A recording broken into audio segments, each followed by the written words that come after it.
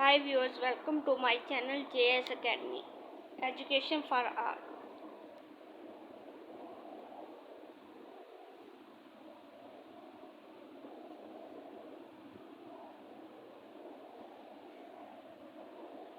Last chapter जो हम discuss कर रहे थे वो ट्रेनिंग एंड डेवलपिंग एम्प्लॉयज़ के हवाले से था। इस चैप्टर में हमने सबसे पहले एम्प्लॉय ओरिएंटेशन के हवाले से पढ़ा था। एम्प्लॉय ओरिएंटेशन क्या है और इसका प्रोसेस क्या है, और नेक्स्ट हमने पढ़ा था ट्रेनिंग प्रोसेस। आज हम ट्रेनिंग प्रोसेस का बाकी पार्ट पढ़ेंगे कि ट्रेनिंग को किस तरह मीनिंगफुल बनाया जा सकता है। Make learning meaningful. Make the learning meaningful. Training के दौरान आप किस तरह लर्निंग को मीनिंगफुल बना सकते हैं, इसके लिए से कुछ इम्पोर्टेंट स्टेप्स हैं। सबसे पहले at the start of training के शुरू में provide a bird eye view of the material. जो आपके पास ट्रेनिंग का मटेरियल है आप उसको चेक करें, एक नज़र से एक ओवरऑल चेक करें उसे। To be present to facilitate learning. जो आपने लर्निंग देनी है उसको अच्छी तरह से चेक करें। Use a variety of familiar example. उसके अंदर इस तरह की एग्जाम्पल ऐड करें जो ज़्यादा से ज़्यादा एग्जाम्पल ऐड करें। Organize the information so you can present it logically and its meaningful unit. और अपनी इंफॉर्मेशन को इस तरह यूनिट में डिवाइड करें और लॉजिकली यूनिट में डिवाइड करें जिससे आपकी लर्निंग मीनिंगफुल बन सके। Use term and concept that are already familiar to trainer. और इस तरह की टर्म्स और कंसेप्ट यूज़ करें जिससे जो ट्रेनी है वो पहले से जानते हो और उन्हें कैरी करने में ये आसानी हो। Use a many visual aid as possible. और ज़्यादा से ज़्यादा तस्वीरी और बसरी मवाद पेश करें। Create a perceive training mind needs in the trainer mind.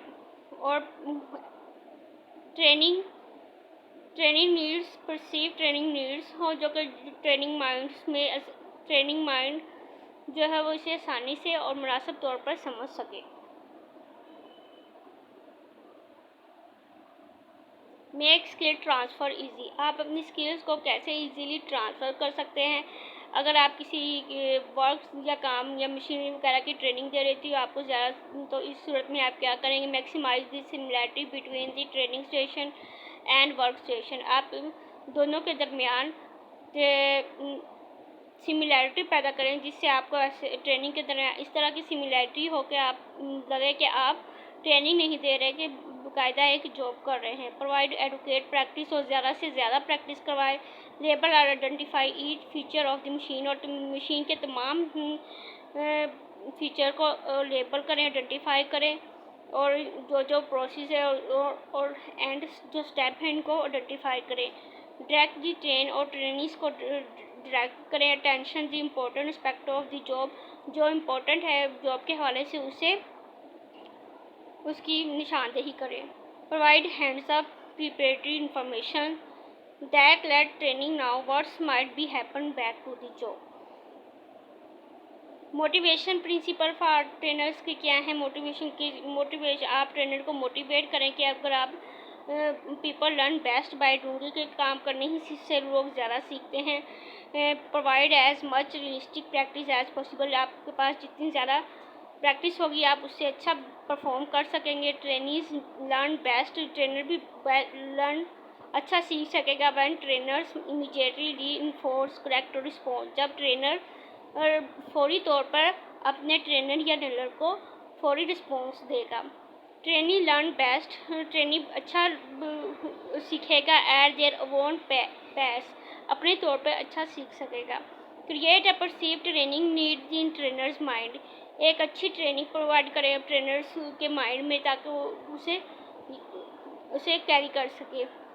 The schedule is important. Schedule सबसे ज़्यादा इम्पोर्टेंट है ट्रेनिंग में। The learning curves goes down let in the day less than full day के बजाय आप हाफ डे ट्रेनिंग हो जो the most effective, ज़्यादा तौर पर इफेक्टिव है। Analyse training need. And training need को एनालाइज करने की क्यों ज़रूरत पेश आई और इसकी ज़रूरत कब पेश आती है। Neglect training. ट्रेनिंग नीड्स को एनालाइज उस वक्त करते हैं जब आप निगलेक्ट ट्रेनिंग हो। ऐसी सूरत हाल में where employees fail to train, जब एम्प्लॉयर्स फेल हो जाता है ट्रेन करने के लिए एडुकेटली मुनासिब तौर पर, एंड एम्प्लॉयज़ को subsequently harm to the third party की वजह से वो एम्प्लॉयज़ को ट्रेन नहीं कर सकता। तो इस सूरत हाल में आप अपनी ट्रेनिंग नीड को एनालाइज करते हैं। ट्रेनिंग नीड्स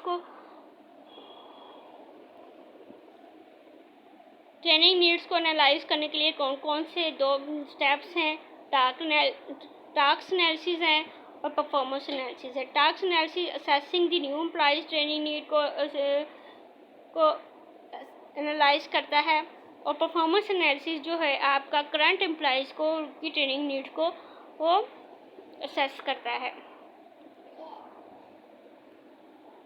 टास्क एनालिसिस, ये डिटेल टास्क एनालिसिस जो क्या है कि आप उनके जो न्यू एम्प्लॉयज़ हैं उनको उनकी ट्रेनिंग को एनालाइज किस तरह करते हैं? Detail study of the job identifies the specified skill required. आप एक डिटेल स्टडी करते हैं कि जो भी आपकी स्किल्स है, रिक्वायरमेंट है, एजुकेशन है, बैकग्राउंड है, उनके हवाले से आप अपनी डिटेल स्टडी करते हो कि न्यू एम्प्लॉयज़ की ट्रेनिंग को किस तरह एनालाइज किया जा सकता है। इसके लिए 2 इम्पोर्टेंट स्टेप्स हैं जो आपको ट्रेनिंग के आपके टास्क को एनालिसिस करता है।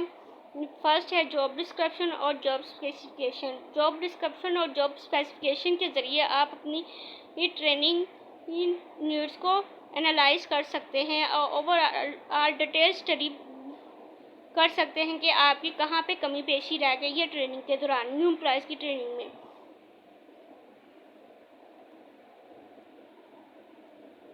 परफॉर्मेंस एनालिसिस क्या है? परफॉर्मेंस एनालिसिस जो कि हमारी ये करंट एम्प्लॉयज़ की ट्रेनिंग को एनालिसिस करती है। इसके लिए परफॉर्मेंस एनालिसिस किस तरह होता है? Verified that there is a performance deficiency, अगर परफॉर्मेंस में कोई कमी है, and determine whether the deficiency should be correct, और इसे आप एनालिसिस करते हैं कि इसे किस तरह करेक्ट किया जा सके थ्रू ट्रेनिंग, दोबारा ट्रेनिंग दी जाए या थ्रू सम अदर वे, या कोई दूसरा तरीका इस्तेमाल करें, such as a transferring of the employee, या एम्प्लॉयज़ को ट्रांसफ़र करके उसकी इस कमी को पूरा किया जा सकता है। Assessing current employees training need, assessing methods of identify training needs, कौन कौन से और डिफरेंट मेथड्स हैं जो ट्रेनिंग नीड्स को ट्रेनिंग नीड को एनालाइज कर सकते हैं। परफॉर्मेंस अप्रेजल, आप एम्प्लॉयज़ की परफॉर्मेंस चेक कर सकते हो। आप जॉब रिलेटेड परफॉर्मेंस डाटा लेते हैं, ओवरऑल परफॉर्मेंस से चेक करते हैं, और आप अपनी जॉब के हवाले से उसकी परफॉर्मेंस चेक कर सकते हो, ऑब्जर्वेशन कर सकते हैं, मुशाहिदा कर सकते हैं, इंटरव्यू दोबारा से हेल्ड कर सकते हैं, असेसमेंट सेंटर रिजल्ट आप उसके रिज़ल्ट हासिल कर सकते हो, इंडिविजुअल डायरीज चेक कर जो एम्प्लॉयज़ की बनाई होती हैं उनको चेक कर सकते हो, जिसमें आप उसका एटीट्यूड, बिहेवियर वगैरह और के बारे में सर्वे कर सकते हो। टेस्ट वगैरह लेके आप उसकी ट्रेनिंग नीड्स को आइडेंटिफाई कर सकते हो। Thanks for watching my YouTube channel JS Academy Education for All. Like and share my video.